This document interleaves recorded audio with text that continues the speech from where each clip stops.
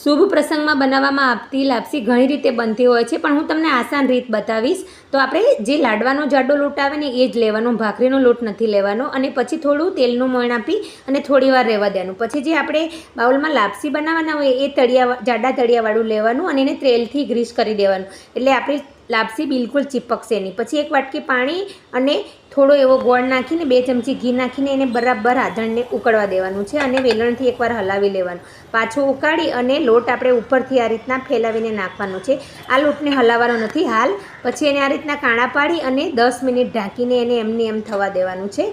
અને પછી એ થઈ જાય એટલે આપણે ફરીથી એને ખોલી અને પછી હલાવવાનું છે, એટલે આપણો લોટ બિલકુલ રીતે બફાઈ જશે. અને પછી હલાવીને પાછું 5 મિનિટ રાખશો એટલે આપણી લાપસી તૈયાર છે. બિલકુલ ચીપક્યા વગર એકદમ હેલ્ધી અને ટેસ્ટી દાણેદાર લાપસી તૈયાર છે. તો આની ઉપર ખાંડ નાખી અને ઘી નાખીને સર્વ કરીશું. જો આ રીત તમને આસાન લાગી તો એક લાઈક જરૂર આપજો.